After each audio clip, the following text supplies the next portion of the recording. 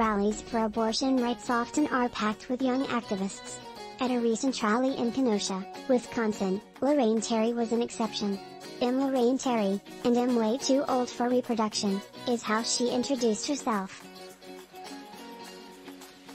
"But I've got children and granddaughters, and I cannot believe they are taking away a benefit we've had for 50 years. Terry is 86 and remembers well what life was like before Roe v. Wade. "I lived on the first floor where a woman in my apartment building couldn't carry a baby, tried to abort her own. She had 2 young children. So, I saw that. I saw the pain that happens when you can't get an abortion when you need one. All of which makes re-electing Democratic governor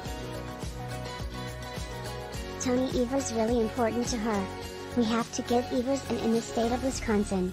I mean, that's our saving grace, that if we have Republican legislators, that he has the veto power," Terry said. Wisconsin's state legislative map is considered heavily gerrymandered in favor of Republicans.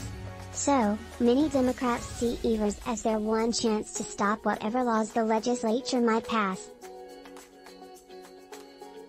That makes the governor's race one example of a truth some Democrats are confronting in this year's midterms, that if they score some hard-fought wins, the policy gains are uncertain and may simply amount to holding the line against further abortion restrictions after the Supreme Court overturned Roe. That could make convincing outraged voters that it's worth it to vote for Democrats this fall a challenge. And the governor's race in Wisconsin could be a close one. It's currently rated a toss-up by the Cook Political Report. Evers has been able to take some action already. For example, he announced he would give clemency to abortion providers punished under the state's pre-Roe ban, enacted in 1849. That matters to Hiroshi Kanno, who came out to see Evers speak in Portage. If he doesn't get re-elected, the clemency is meaningless for health providers. "And that's why I'm going to work extra hard for him," Kanno said. "I have 6 daughters, and one of them has had problems. And if you don't have that access, who knows what'll happen, you know."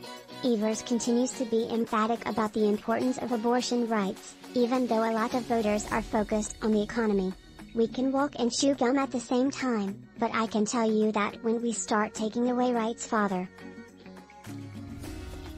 you know, inflation is important. We got to take care of it. But when you're dealing with people's lives, that's really important," he said. In Wisconsin's Senate race, the vibe is different, but similar. Different, because one senator doesn't have the policy influence the governor does. Similar, because in both cases, an electoral win means at best only modest, or potential, wins for abortion rights.